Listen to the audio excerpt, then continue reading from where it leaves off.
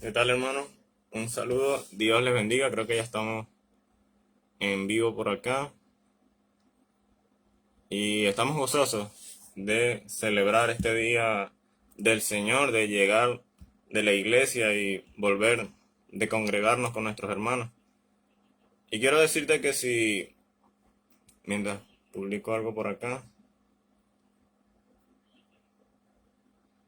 quiero decirte que si el día de hoy no te has podido congregar, sea por una u otra razón, quiero decirte que como cristianos es necesario el congregarnos y formar parte de una iglesia local como tal.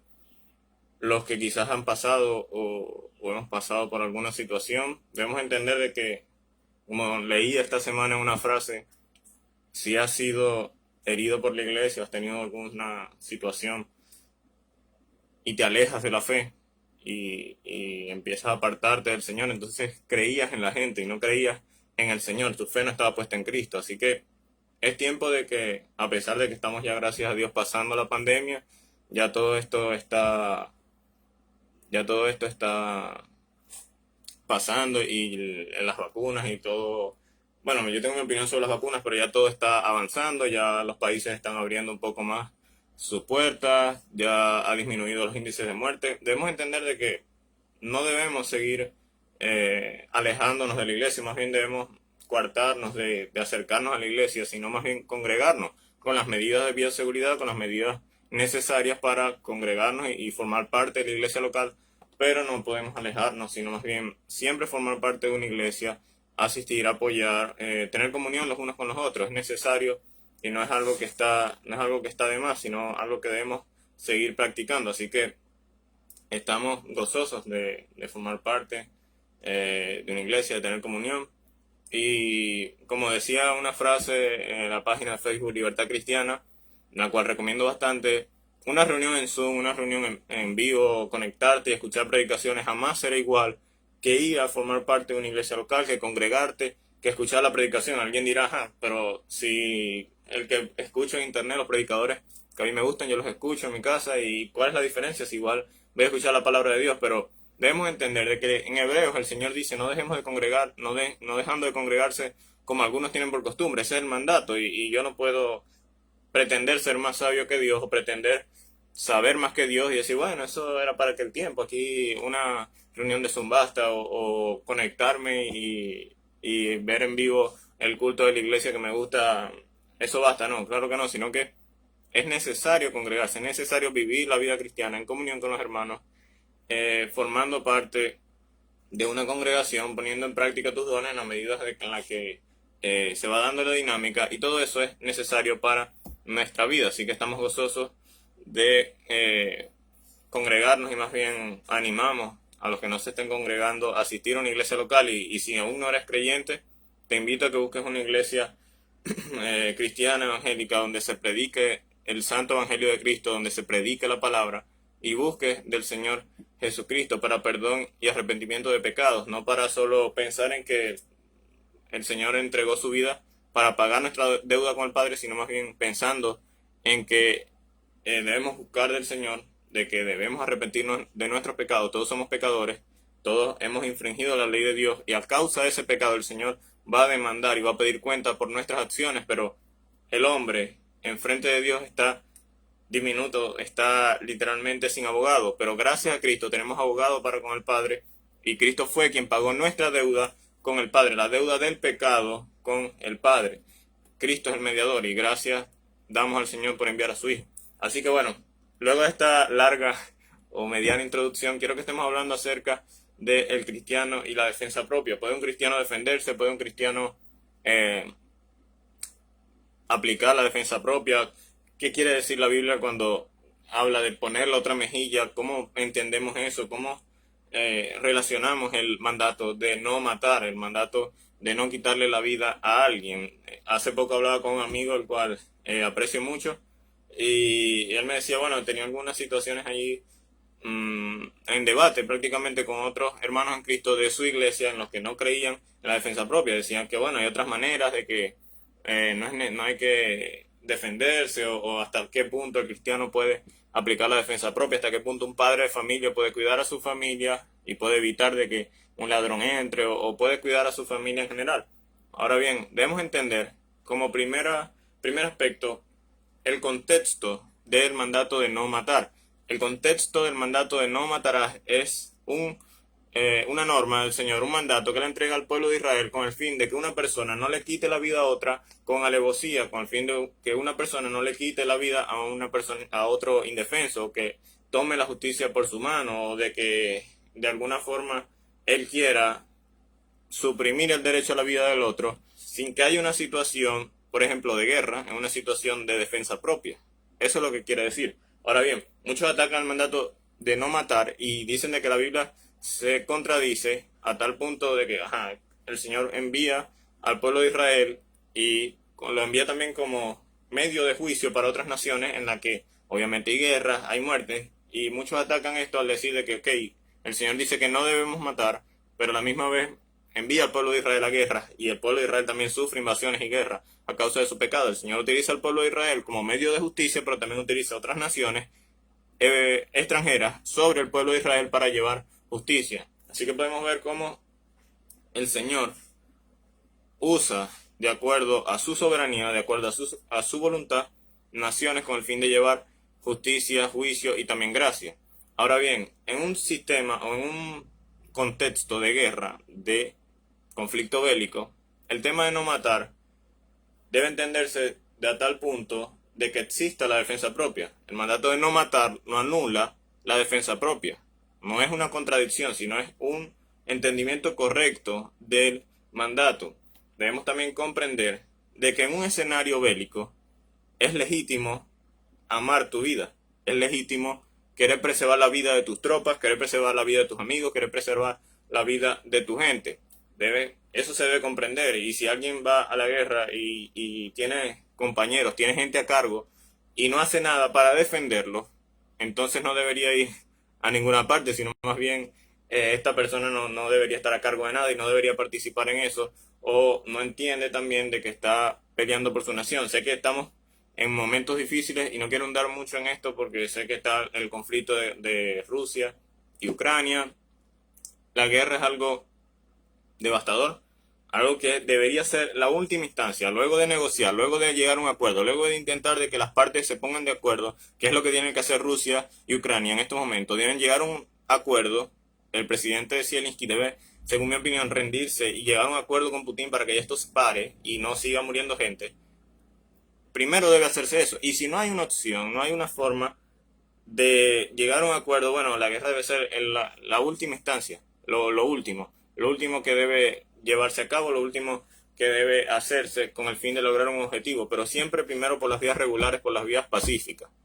Y entendiendo también de que no te vas a ir a una guerra contra un monstruo, contra alguien que tiene armamento bélico más potente que el tuyo, creyendo que las potencias extranjeras te estaban respaldando, pero al final quedaste solo y encima eso sigue.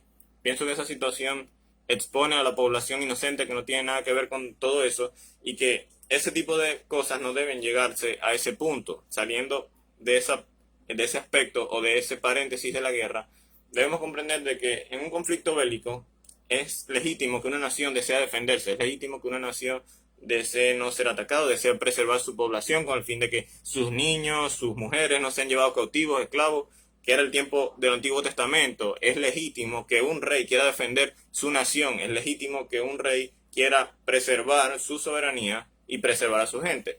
Entonces, el tema no matará no anula la defensa propia y no anula el deseo del hombre de querer vivir, de querer subsistir, de no quererse morir. Como me decía un amigo, la defensa propia es como cuando uno se está ahogando y saca una bocanada de aire y quiere respirar. Literalmente es eso. Si alguien está atacando a otro y quiere quitarle lo que tiene o asesinarlo, esa persona está en el deber o en su derecho de defenderse, de intentar por lo menos no morir.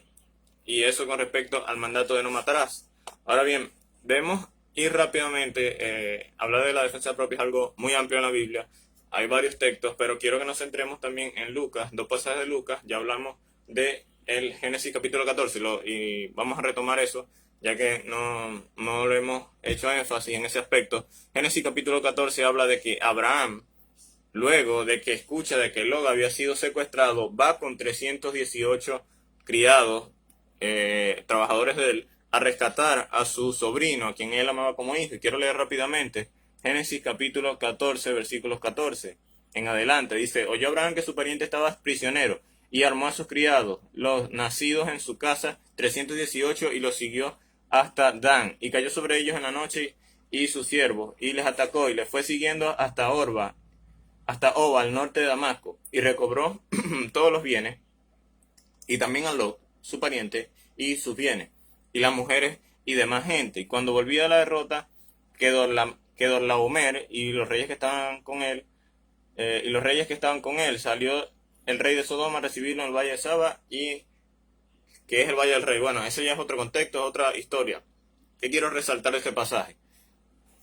El contexto: Abraham y Lot se separan, Lot toma la mejor tierra que él creía a sus ojos. Luego, bueno, sucede lo que está narrando el pasaje: secuestrado con sus mujeres, con sus bienes.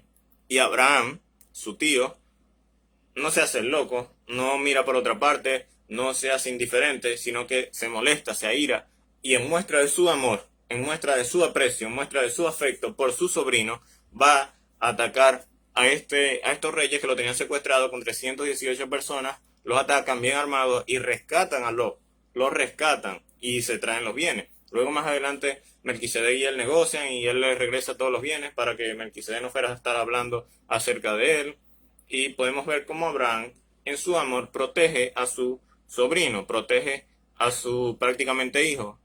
Y aquí no se puede denunciar a Abraham como alguien violento, como alguien que promueve la violencia, como alguien que quiso hacer daño. Simplemente le estaba rescatando a su pariente, a quien él amaba como un hijo. Y un padre de familia debe hacer eso. Un padre de familia también debe cuidar de su familia.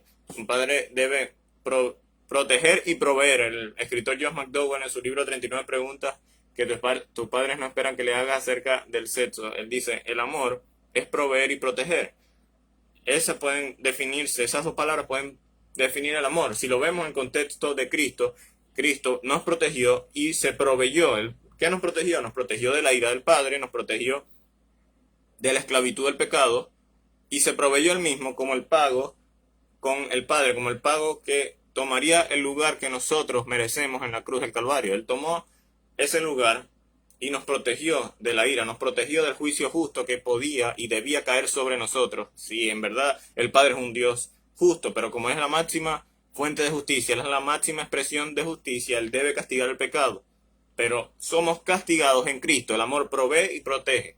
Provee y protege, protege y provee. Ahora bien, un padre de familia que ama a su familia también protege protege a su familia, lo protege de la desnudez, lo protege de los delincuentes, lo protege de cualquier cosa mala, y provee los recursos, provee amor, no solo dinero, sino provee amor, tiempo y cuidado para su familia. Eso es lo que quiere decir la palabra amor: protección y provisión. Ahora bien, Abraham, amando a su sobrino, lo provee y provee en una salida para rescatar a su sobrino Lot, y los protege de esa gente que lo estaba secuestrando.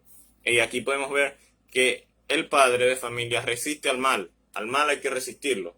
No hay que dejar que el mal corra y se desborde en la sociedad, sino resistirlo, ponerle un parado. Porque cuando no se le pone un parado al mal, sino que se mira por otro lado, es lo que sucede en las sociedades, en los pueblos, en los países donde todo es un desorden, donde los sistemas judiciales están corrompidos, ¿verdad? Donde los sistemas políticos, asambleas, sistemas legislativos, todos están corrompidos porque el mal se le dio cabida y se desbordó.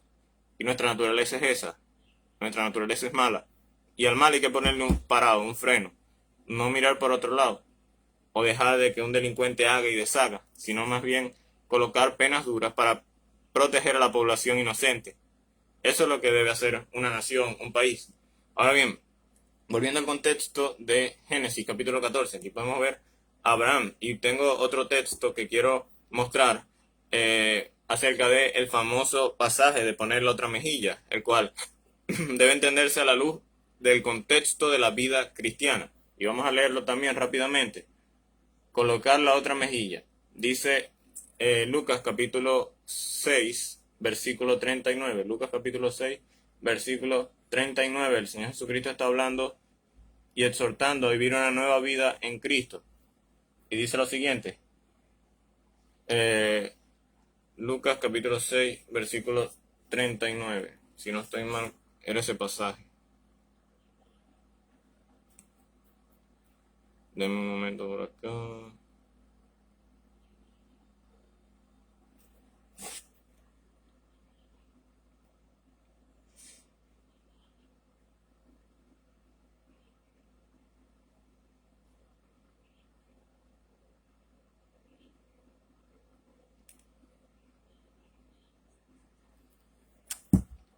Aquí el Señor Jesucristo está hablando de más bien cómo ceder el derecho a todas las ofensas o a todas las cosas que podamos sufrir por el nombre de Cristo.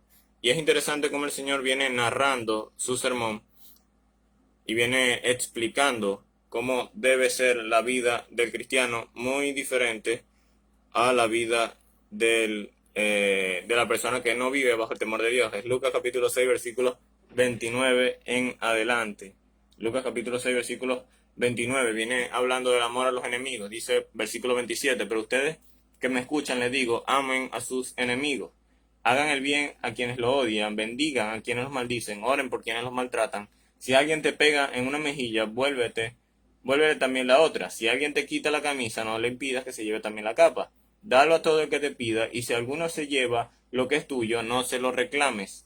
Traten a los demás tal y como quieren que ellos los traten a ustedes. Eso es lo que está hablando, es de la nueva vida en Cristo. Está hablando de un nuevo estilo de vida, muy distinto al del Antiguo Testamento, que había sido de cierta forma tergiversado por los estudiosos y escribas de la ley, de a tal punto de que Dios da leyes y ellos colocan leyes por encima de las de Dios, y leyes externas al pensamiento cristiano, leyes externas a lo que el Señor quería, a los propósitos, como por ejemplo las leyes impositorias sobre el sábado, leyes que estaban impuestas con el fin de que la gente prácticamente no podía ni ayudar a otro el sábado, que no era ese el propósito.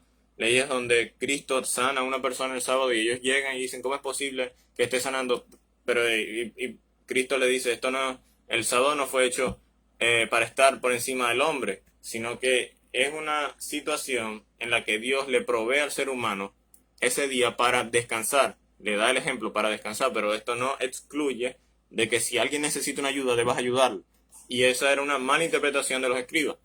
Ahora bien, ¿qué quiere decir esto? El Señor está hablando de la nueva vida que Él está proveyendo, una nueva forma de vida, un cambio radical que debe existir en el creyente con el fin de que éste viva para la gloria del Señor. Es decir, el tema de la mejilla, de colocar la otra mejilla, debe entenderse desde un punto de vista de que yo me niego y me abstengo de mi derecho de venganza para darle lugar a la venganza de Dios. Yo me abstengo y me niego al derecho de responder de igual forma con el fin de darle lugar a la obra de Dios, a su justicia, y no con el fin de que esto se vuelva un toma y dame. Ahora bien, cuando habla también de que si alguno te pide, si te quita la camisa, no le impidas que se lleve también la capa, está hablando desde un punto de vista de que la persona más bien renuncia a su derecho de quitarle por la fuerza lo que es suyo. Esto no quiere decir de que si tú tienes un hijo, y si alguien viene y le roba a tu hijo, no vas a hacer nada, sino que le vas a desnudar a tu hijo, le vas a entregar todo lo que tiene a esta persona que le quiere quitar. Esto no es lo que quiere decir. Esto es una forma de expresión del Señor, de decirnos que no debemos vengarnos por nosotros mismos, de que no se debe aplicar el ojo por ojo y diente por diente, lo cual era un mandato para que los sistemas judiciales, las leyes, los jueces, aplicaran esa justicia, no para que el ser humano viviera cobrándose ojo por ojo y diente por diente. El Estado, el gobierno, es el que debe pagar y juzgar a cada uno, con el fin de valorar la vida del inocente y castigar al culpable. Eso es lo que quería decir el ojo por ojo y diente por diente, y ese es el contraste. Ojo por ojo, diente por diente. Bueno, yo les digo, hagan esto, en vez de quitarle el ojo a quien te pide el ojo, sino más bien dale, pon la otra mejilla. Ahora bien, si te golpean una mejilla y pones la otra mejilla, ¿qué más vas a poner? Obviamente no hay nada más que poner, hay que aplicar la defensa propia, porque aquí no está hablando de dejarte caer a golpes, de dejarte matar, de dejar que te ultrajen. Esa no es la idea del texto y del pasaje. Ahora bien, si yo como cristiano me voy a un país, a China, por ejemplo, a un país como Corea del Norte, un país como Afganistán, donde persiguen a los cristianos, donde ser cristiano es un delito, está mal, yo debo entender de que lo más probable es que me encarcelen o de que muera. Y por amor al nombre de Cristo, por amor a ese nuevo estilo de vida que el Señor está predicando, por amor, entendiendo el contexto de esto, de Lucas 6:29, yo renuncio a mi defensa propia. Yo renuncio a que si me asesinan o me golpean, por el nombre de Cristo yo le volver un golpe. No, yo ahí es donde yo me niego. Eso es lo que quiere decir el pasaje.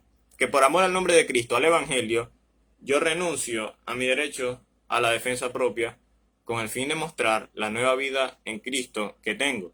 Pero esto no quiere decir de que si soy un padre de familia no vaya a defender mi familia o no vaya a más bien evitar de que mi familia, por ejemplo, entre un ladrón a la casa y quiera hacernos daño y yo no voy a hacer nada porque voy a colocar la otra mejilla como dice Lucas 6:29. Eso no es lo que quiere decir el texto.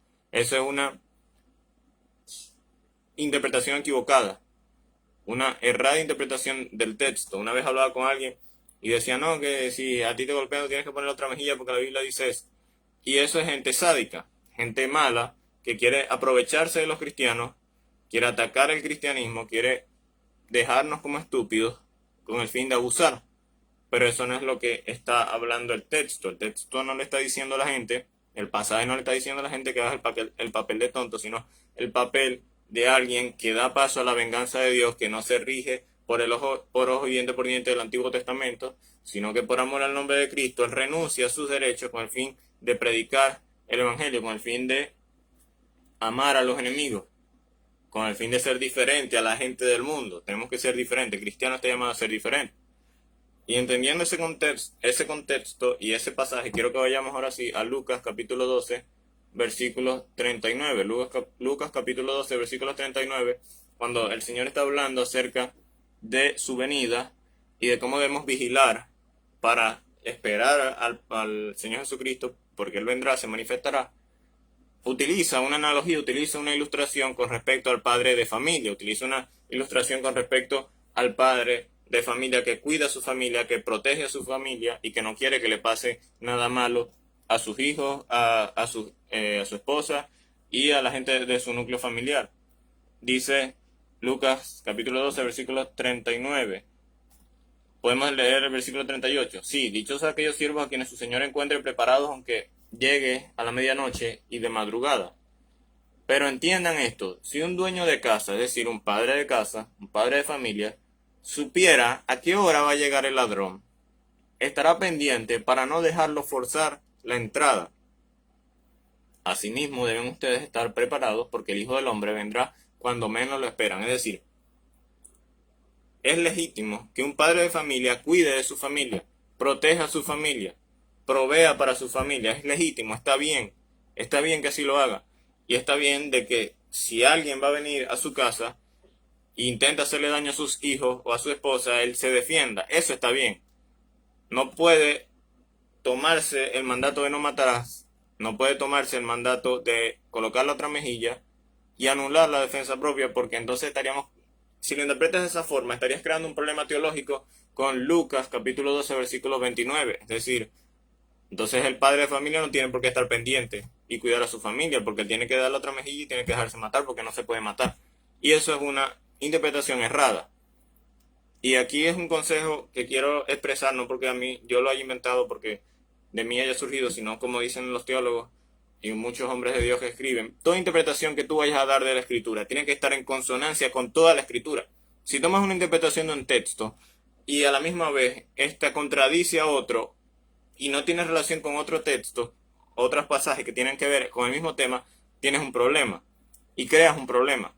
Entonces, negar la defensa propia, pretender de que el no matarás también anula la defensa propia, es un problema teológico, porque en el mismo pasaje de Lucas capítulo 12, el Señor más bien dice, mira, es legítimo de que un padre de familia cuida a su familia, y si él supiera a la hora que viene el ladrón, tuviera pila para tener algo ahí en la puerta y no dejarlo entrar. Bueno, así mismo ustedes, en el panorama escatológico, así mismo ustedes estén pendientes, estén vigilando, no como en pánico, porque un padre de familia no está en pánico todas las noches, pero sí vigila. Asimismo, los cristianos no tienen que estar en pánico, sino vigilar, porque el Hijo del Hombre vendrá, el Señor Jesucristo va a venir. Y eso es lo que quiere expresar el pasaje. Y como decía el pastor Suel Michel en una de sus predicaciones, si un hombre viene, tú sabes, tú vas entrando a tu casa y sabes que hay alguien que está adentro y se puede robar las cosas, puede hacerle daño, que sea, a tu mascota porque saliste con tus hijos, o a tu perro, a tu gato, tu loro, lo que sea que tengas ahí en tu casa, y sabes que él está ahí, ¿qué debes hacer? Debes dejar que se vaya y que haga lo que quiera en la casa tuya, porque no puedes matar, no puedes, debes colocar otra mejilla, ¿verdad? Malinterpretando eso. O debes entrar y hasta cierto punto resistir al mal, intentar aprenderlo y entregarlo a las autoridades. ¿Cuáles cosas vas a hacer? ¿Dejarás que él haga lo que quiera o harás lo posible por entregarlo a las autoridades? Obviamente, no debes dejar que haga lo que quiera porque tú tienes bienes, ¿verdad? Tienes cosas valiosas por las cuales tú trabajaste, por las cuales te esforzaste, y no vas a dejar que él haga lo que quiera, sino que si se escapa, pero vas a intentar proteger lo tuyo, proteger la propiedad privada, que es otro derecho. No robarás. El Señor respeta y exige respeto sobre la propiedad privada. Por eso es que el socialismo y el cristianismo son incompatibles, porque para el socialismo no existe propiedad privada. El Estado es dueño de todo y todo le pertenece al Estado. Y si tu casa, tienes un negocio, una empresa, no es tuya, es del Estado, y cuando él quiera quitártelo, te lo quita, y eso no cuenta como no robarás, eso no cuenta ahí, porque todo es del Estado. Entonces, el socialismo es incompatible con el cristianismo a la luz del respeto a la propiedad privada y a la luz también de reconocer que Dios está por encima del Estado y que el Estado no es la máxima entidad en el país, o no es la máxima entidad en el mundo, sino que los cristianos nos sujetamos a una autoridad superior. Obviamente nos sujetamos a las autoridades, pero estas autoridades deben ir acorde a lo que la palabra del Señor dice. Saliendo de ese paréntesis, obviamente el cristiano, el padre de familia, debe velar por los bienes de su familia, debe velar por cuidar todo lo que tiene y debe velar también por proteger a sus hijos, a su esposa, y eso es algo legítimo, es algo que está bien. No recuerdo si es Efesios o Filipenses que dice que aquel que no cuida de su familia y no provee para su familia, pudiendo hacerlo, es peor que un impío, es peor que un no creyente. Es peor porque sabe el mandato, tiene las posibilidades, tiene el Espíritu Santo, tiene la Biblia para conocer cómo debe conducirse, y aún así no lo hace. Y por eso dice que es peor que un no creyente.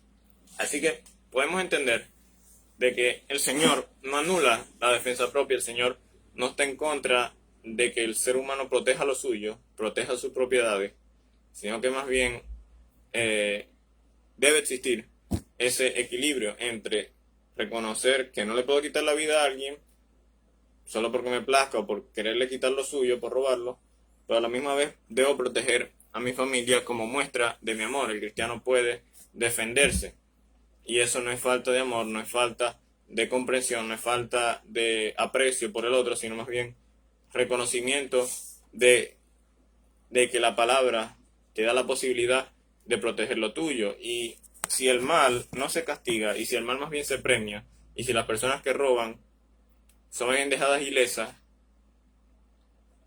entonces creas un país, un sistema anárquico, un país donde lo que reina es la injusticia y donde el orden es el desorden y donde lo raro es el orden y la ley. Entonces debemos cuidarnos de todo esto. En una situación bastante complicada, algunos dicen, no, hay otras formas, no, matarnos o defenderse a tal punto de que si es la vida de una persona y la vida de tu hijo, o la vida de tu esposo y la vida del delincuente, vas a decir, bueno, no, eso hay otra forma, eso no se hace así. Eso lo dices en el momento frío, pero cuando estás en el calor, en el momento de la desesperación, debes actuar para proteger a tu familia, y si hay que elegir, vas a tener que elegir a tu familia.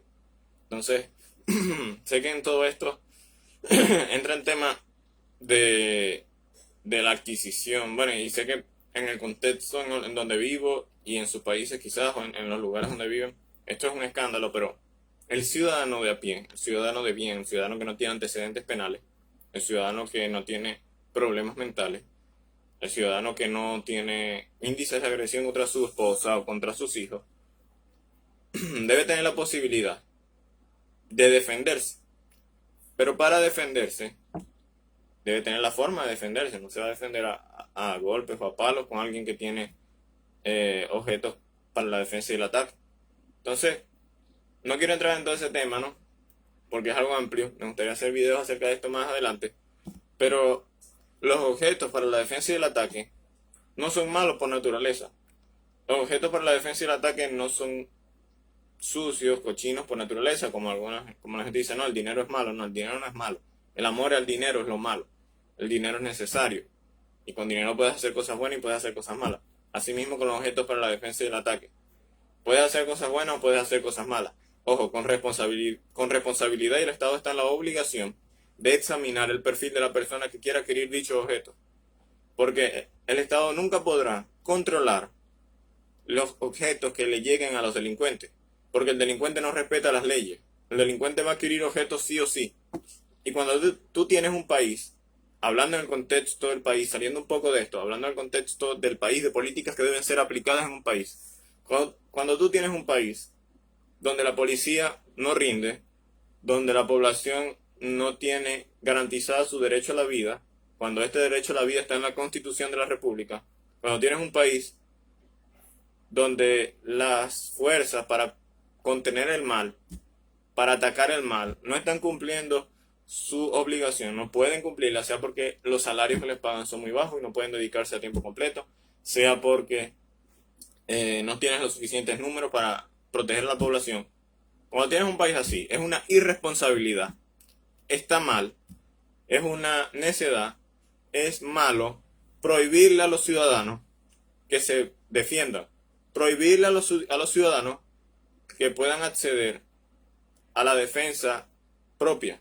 Y esto se hace, obviamente, no con las manos vacías. Y no estoy usando el nombre, pero entiendo que ya se ha entendido, se ha comprendido de lo que estoy hablando. Y sé que para muchos es un escándalo. Un cristiano, ¿cómo va a pensar así? Para nada, hermano. Puedes ir a Brasil y ver cómo los índices de delincuencia han disminuido cuando la población honesta, honrada, que no tiene antecedentes penales, que pase el examen para poder manejar estos objetos, cuando esa población tiene la capacidad de defenderse, los delincuentes se echan para atrás, los delincuentes tienen miedo, los delincuentes no van a atracar o van a irle a hacer mal o a intentar violar a una mujer, por ejemplo, una enfermera que tiene que cumplir horas de guardia, que sale de su hospital, que sale de su lugar de trabajo a las horas de guardia que le toca, sola por ahí, sin transporte público, a oscuras, sin policía. Entonces a esa mujer le vas a prohibir que se defienda, que pueda adquirir objetos para defenderse. Eso está mal. Pero en Brasil, países donde se cree en los valores conservadores, donde en verdad se ama a la mujer, donde en verdad se respeta a la mujer, en esos países le permiten a la mujer defenderse. Y los índices de violaciones han bajado, los índices de delincuencia han bajado, los índices de todas estas mafias que tenían controladas las favelas, los cuales todavía existen porque es imposible controlarlas y disminuir la delincuencia a cero, lo cual el presidente, este presidente que pasó por Venezuela, ¿verdad? Dijo que Venezuela iba a llegar a pobreza cero, hablando estupideces, hablando cosas falsas. Es imposible, nadie llega a pobreza cero, ni siquiera los países donde la economía es fuerte. Y tú lo que hiciste fue hablar de fantasía. Pero bueno, saliendo de eso, no podemos, es imposible, ningún sistema va a proveer el fundamento para que la delincuencia y la inseguridad sea cero, es imposible. Pero sí se pueden crear políticas con el fin de que se ayude, se castigue lo malo y se le dé una salida a los ciudadanos cuando no tienen sistemas policiales, sistemas de seguridad fundamentados, sistemas de seguridad que le puedan permitir a la gente estar segura en sus hogares, salir a la calle sin temor a que los atraquen, como sucedía en Caracas. En Caracas, a eso de las 6, 7 de la noche, hace muchos años, quizás ahora ha cambiado, pero hace muchos años, cuando todas estas mafias y los colectivos rojos controlaban todo eso, la delincuencia estaba desbordada. Y eso sucede cuando los delincuentes son los que tienen el poder en sus manos, son los que tienen la capacidad de defenderse y de atacar. Mientras que el ciudadano de bien, el ciudadano de a pie, los que no tenemos antecedentes penales, los que evitamos hacerle mal al prójimo y luchamos con nuestro pecado para intentar tener una sociedad lo mínimamente estable y lo mínimamente justa, nosotros estamos indefensos, estamos sin la capacidad de defendernos. Esa es la diferencia. El delincuente utiliza los objetos para atacar y quitarle al otro lo que es suyo, y nosotros lo utilizamos o lo queremos utilizar con el fin de cuidar nuestra familia, con el fin de que esté guardado, esté en un lugar, no que a tal punto de no hacerlo para atacar, sino para defensa propia. Y obviamente sé que es complicado y a algunos quizás les sigue sonando a este escándalo, pero los países donde se aplican estas políticas no son países donde la delincuencia está alta, sino más bien baja. Por ejemplo, y en estados independientes en Estados Unidos, contrarios republicanos versus demócratas. En Nueva York la delincuencia está más alta que en Texas, por ejemplo, donde hay acceso a los objetos para la defensa y el ataque. Entonces, es complicado. Sé que quizás, como digo, suena a escándalo. Y ya sé que salimos un poco de la parte del tema. No salimos tanto, pero sí un poco hablando de políticas públicas, hablando de la parte del gobierno. Pero el cristiano puede defenderse. ¿Está mal que un cristiano vaya y atraque y le quite a alguien lo que tiene? Obviamente sí, está mal. Está mal que un cristiano utilice sus objetos, utilice la forma, la capacidad de defenderse para amenazar a otros, para amenazar a su esposa o amenazar a sus hijos. Eso está mal. Pero en un contexto donde el cristiano pueda defenderse y pueda usar los objetos para defender a su familia, para proteger a su familia, eso no está mal.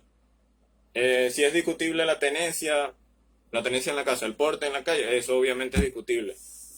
Es complicado. Pero siempre entendiendo de que el ciudadano responsable, el ciudadano que no tiene antecedentes penales, tiene derecho y puede defender a su familia, puede cuidar a su familia. Como dijimos, en un estado donde no hay seguridad, donde la delincuencia está hasta cierto punto incontrolable o controlada pero de forma mediocre, esto debe aplicarse. Obviamente, para esto, y concluyo con esta parte, para esto se necesita tiempo de educación a la gente, tiempo para educar a las personas, tiempo para, de cierta forma, concientizar y hacer que la gente madure. Porque muchas veces gente tiene 20, 20 y tantos años y no ha madurado y cree que cuando tenga esa posibilidad va a andarles amenazando y haciendo aquí y allá, diciendo que tiene para hacer, y eso es una inmadurez. Eso es algo que no hace bien. Y las situaciones que pasan en países donde un psicópata o una persona que tiene problemas mentales se mete y hace, mira qué es lo que hizo esta persona con ese objeto y asesinó a tantas, dio de baja, pues no usamos la palabra asesinar, dio de baja a tantas personas. Mira, eso es lo que causa el libre manejo. No, eso no es lo que causa, eso son excepciones. Porque si tú englobas eso, entonces el tipo este que se vistió de guasón y se metió en un cine y asesinó personas, si el problema es su disfraz y el origen de eso, entonces debemos prohibir Batman, debemos prohibir los cómics, DC, todo eso se debe prohibir, porque eso es lo que causa.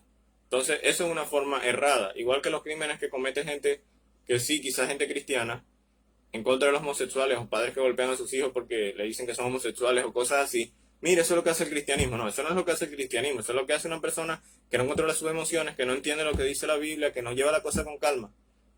Pero eso son excepciones. No se puede prohibir la Biblia, prohibir el cristianismo o prohibir la fe religiosa solo porque hay estos delitos en contra de estas comunidades minoritarias, ¿verdad? Que es un discurso muy, muy bonito. Pero entonces, si aplica eso, entonces deberías prohibir las películas DC de Superman y de los superhéroes que también han motivado a personas con problemas, no a personas que están bien, a personas con problemas, a hacer daño. Y que esa no es la idea del autor, esa no es la idea del cómic, esa no es la idea del superhéroe, de la película. Igualmente, esa no es la idea de la Biblia, cuando se cometen todas estas cosas y estos delitos en contra de los homosexuales, o hablan de homofobia. Esas son excepciones que son maximizadas, excepciones que son maximizadas o son engrandecidas con el fin de distorsionar la verdad, con el fin de distorsionar lo que el Señor ha establecido en su palabra para el respeto y la comunión de las personas, con el fin también de que se respete la vida de la persona, pero que esta persona que pide y exige respeto y tolerancia no imponga su ideología encima de la otra persona que piensa distinto. Esta semana también leía una frase que decía que el amor, se ha distorsionado el amor. Muchos creen que amor es estar de acuerdo con todo lo que la otra persona piensa. Y si uno piensa distinto, entonces lo odia. Pero no es así. Yo puedo amar a una persona y estar en desacuerdo con esa persona. Yo tengo familiares muy cercanos a mí que están en desacuerdo con lo que estoy hablando acerca de la defensa propia, pero no por eso los odio. Asimismo, sucede en el contexto de la ideología de género y todo eso. Nosotros no estamos de acuerdo con la ideología de género y con el homosexualismo porque no es el diseño de Dios. Y no, que la gente dice que él siente eso, siente aquello, que él también siente eso por otro y ellos dos se aman. Muchas cosas de lo que siente el ser humano son situaciones que no son reales. Vienen de un corazón corrompido por el pecado, un corazón engañoso, como dice Isaías, engañoso el corazón y perverso, ¿quién lo conocerá? Y más adelante dice Dios, es decir, el corazón está contaminado por el pecado. Así como un hombre quizás siente que le atrae a otra mujer ajena a su esposa, él no va a ir a hacer lo que está sintiendo solo porque eso es lo que siente y es lo que él es y es lo que él piensa. Entonces lo que él siente él debe actuarlo. No, él debe controlar sus sentimientos, controlar lo que piensa y se refiere a su esposa. Igualmente en el contexto de parejas homosexuales. Alguien que dice, no, eso es lo que siento y yo lo amo y así. Y hay gente que también siente otras cosas. Y el ser humano cuando se ríe por sus sentimientos y no por la razón o por la Biblia, termina estrellándose y termina dividiendo familias, termina aprobando matrimonios homosexuales que luego le dan paso para la adopción de parejas homosexuales, lo cual es algo bastante contrario y es algo que no debe aplicarse porque solo debe aplicarse la adopción para, más bien dicho, debe aplicarse políticas en las que se les permita a personas iguales, a parejas iguales, adoptar cuando un niño, un ser humano, biológicamente nazca de parejas iguales. Ese día, cuando un niño, un ser humano nazca de parejas iguales, ese día las parejas homosexuales podrán adoptar. Pero mientras tanto, no, porque el derecho es a ser adoptado. El niño, el ser humano ha perdido padre y madre, que es el producto que fue literalmente los que lo produjeron a él, fueron los que lo crearon, padre y madre. Eso es lo que necesita un niño. Necesita a sus dos progenitores, a los dos que le dieron la vida. Claro, Dios le dio la vida, pero creó a estas dos personas con ese medio para que él naciera. Pero si ese niño o un ser humano no nace de parejas homosexuales o de parejas iguales, no tiene por qué ser adoptado. Y el derecho es a ser adoptado, no adoptar. Porque las personas que adoptan no van a una perrera, no van a un zoológico, no van a una venta de animales a elegir un animal. No, van a buscar un ser humano. Y ese ser humano se originó de la unión de parejas heterosexuales. Se originó de la unión de parejas de hombres y mujeres. De un hombre y una mujer, obviamente. No de parejas iguales. Entonces, todo eso es lógica y es biología, sin usar la Biblia. Todo eso es lógica y biología sin usar la Biblia, pero muchas veces esos discursos son tildados de discursos de odio, son tildados de discursos de intolerancia. Y esperemos que Facebook no censure este video, o censure esta parte, o minimice las visitas, como si han hecho, no en Facebook, pero sí YouTube, como si han hecho con otros videos. Esperemos que eso no pase, ¿no? Y es complicado hablar de todos estos temas. Y sé que ya nos fuimos un poco del tema de la defensa propia, ¿no? Pero eso es parte también de defenderse, es parte de defender a tu familia, no dejar de que en su escuela, en la escuela de tu hijo, le inyecten toda esa basura de las ideologías de la corriente. Es parte de defender a tu familia. Es parte de defender a tu familia, intentar de que tu hijo tenga un ambiente, tenga un país donde él no corra peligro cuando salga a la calle, sea por las drogas, sea por la delincuencia y por todo eso. Entonces, entendamos la defensa propia a la luz de la palabra, a la luz del respeto a la vida de los demás, pero a la luz también del cuidado que debe tener el padre de familia, el hijo, la madre, por su núcleo familiar, por lo que es suyo. Está bien defender la propiedad privada, porque Abraham fue y le quitó los bienes que le habían quitado a los que lo secuestraron, y él vino y se los trajo, y buscó a su sobrino, prácticamente casi hijo, que él amaba. Y eso no está mal. No está mal que él fuera armado a cuidar, a intentar rescatar a su hijo. Hubiese estado mal de que él fuera indiferente. Porque si él es indiferente y no va y busca a Lot, entonces él sí era un mal tío y no lo quería. Porque el amor no siempre es odio, sino indiferencia. Cuando hay indiferencia, entonces no se ama. Pero como Abraham amaba a Lot, se armó, fue con su gente a enfrentar el peligro y rescata a Lot. Y ahí podemos ver amor. Y Abraham no lo hizo con el fin de ir a asesinar personas indefensas, inocentes, que no tenían nada que ver. No. Igualmente como las guerras que sucedieron en el Antiguo Testamento, y cierro con eso porque ya estamos un poco extendidos con este tema. Cuando los cananeos fueron invadidos por el pueblo de Israel, los cananeos tenían 400 años. 400 años Dios esperando su arrepentimiento. ¿Y dónde ubicamos en la historia esos 400 años? Los 400 años que estuvo el pueblo de Israel en Egipto. Mientras el pueblo de Israel estuvo en Egipto, los cananeos estuvieron en la tierra que luego invaden los israelitas, en esa tierra poseyéndola, haciendo sacrificios humanos, entregando y matando bebés, hirviéndolos literalmente, haciendo orgías, viviendo espaldas a Dios, y Dios fue paciente.